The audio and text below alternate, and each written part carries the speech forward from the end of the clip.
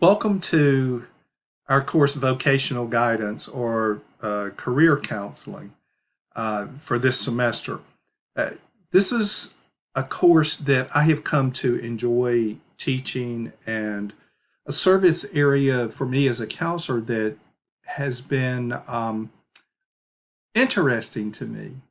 As I mentioned, I think a lot of times students who are in counseling programs see the vocational guidance or career counseling class as kind of a necessary course just to get through and endure in order to complete a counseling program.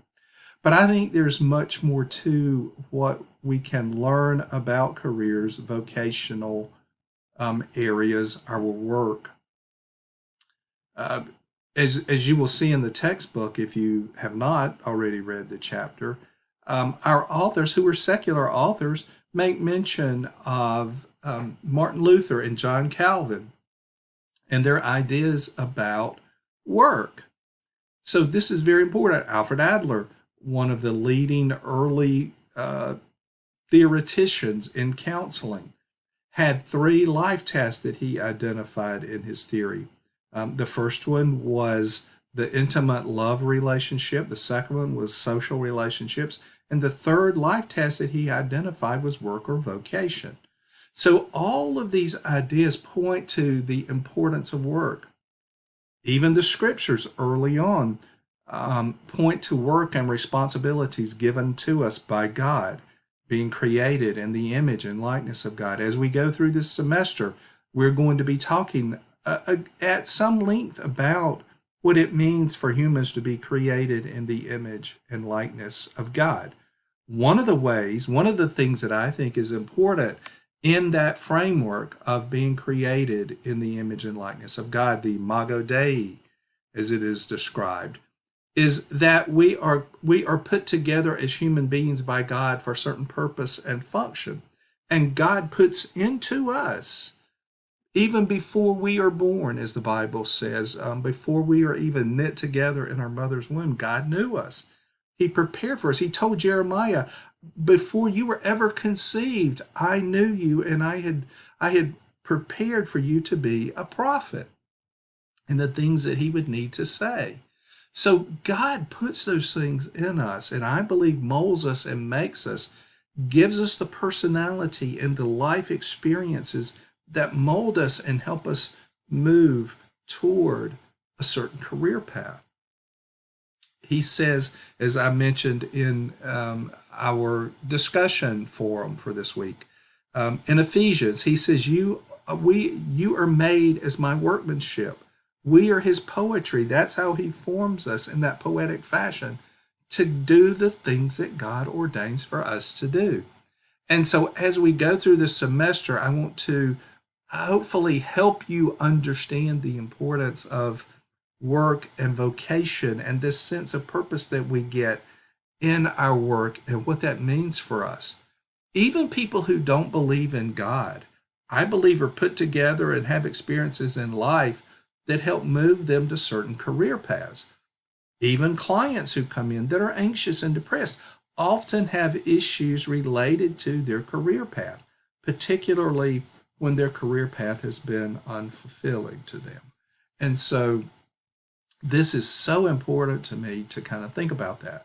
So as we go through this semester in our career class and vocational guidance class, we are going to learn how to look at people's lives.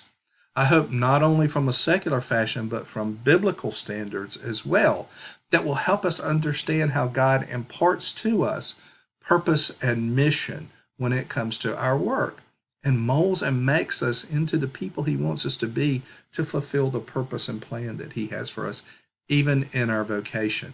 I believe failing to understand that is truly an incomplete way of serving God.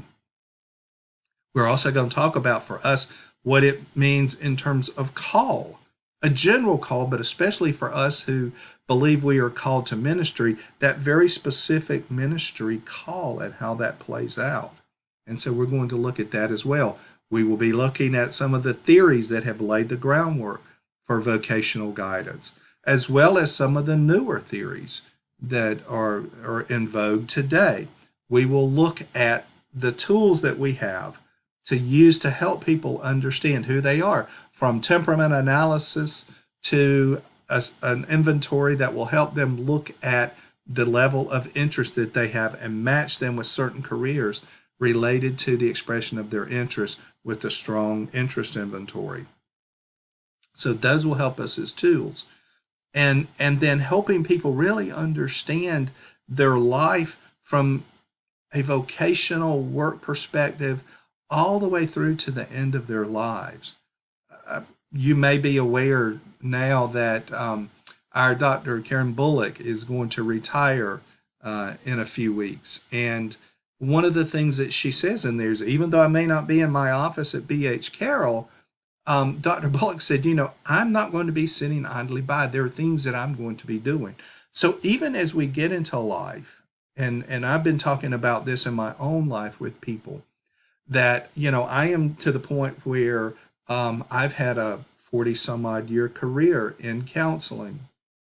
And so, I'm looking at what do I do in that next phase, even in the next few years where I may retire. What's that going to look like? Because I don't intend to sit still. So we're going to look at that whole lifespan of work and career and the evolution that's in our lives that carries us through life. So I hope this will be a good class for you. We're going to have a couple of meetings where we will actually have Zoom meetings about midway through and then toward the end of the semester to talk about some of these things, particularly that first meeting that we're going to have about midway through the semester is going to be related to our discussion of your paper that's related to your call and understanding this idea of imago Dei, how we are created in the image and the likeness of God. If you haven't already studied the concept of the image and likeness of God, the imago Dei, I encourage you to start doing some reading on that, because that's going to be an important part of our discussion this semester, and understanding of biblical anthropology from that perspective of how we are made by God. I do hope this will be a good semester for you, and that this will be an interesting course, not just one that you feel like you have to endure in order to get to the end